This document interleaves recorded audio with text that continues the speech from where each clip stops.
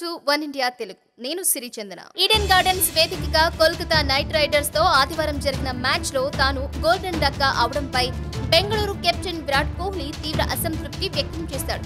ఈ మ్యాచ్ లో తాను ఎదుర్కొన్న తొలి బంతికే కోహ్లీ డకౌట్ గా వెనుదిరిగాడు. Kolkata bowler Nathan Coulter Nile bowling లో మనీష్ పాండేకు క్యాచ్ ఇచ్చి పెవిలియన్ చేరాడు.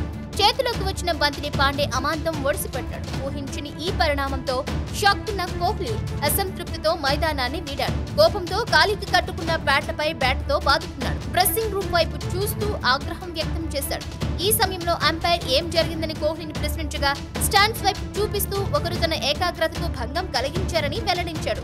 సైడ్ స్క్రీన్ దగ్గర ఓ వ్యక్తి తచ్చాడుతుండటాన్ని కోహ్లీ అంపైర్ దృష్టికి తీసుకువెళ్లాడు. ఇంతలో పోలీసులు జోక్యం చేసుకుని సైడ్ స్క్రీన్ దగ్గర ఉన్న ఆ వ్యక్తిని పంపించేశారు. దీంతో కోహ్లీ శాంతించాడు. ఇదే విషయాన్ని టీవీ కామెంటేటర్ గా ఉన్న రవిశాస్త్రి ప్రముఖంగా ప్రస్తావించాడు. దేని గురించో కోహ్లీ సంతోషంగా లేడు అని రవిశాస్త్రి అన్నాడు. ఇక మ్యాచ్ ముగిసిన అనంతరం విరాట్ కోహ్లీ దీనిపై స్పందించాడు. ఇక్కడ నైట్ స్క్రీన్ చాలా చిన్నదిగా ఉంది. దాని దగ్గర ఓ వ్యక్తి నిలబడి బౌలర్లా విన్యాసాలు చేశారు. దీంతో నా ఏకాగ్రతకు భంగం కలిగి నేను ఆటపై దృష్టి పెట్టలేకపోయాను. కానీ పెద్ద విషయం కాదు అని కోహ్లీ అన్నాడు. Thanks for watching one India Telugu. For more details please subscribe one India Telugu. Don't forget, share and like. Thank you.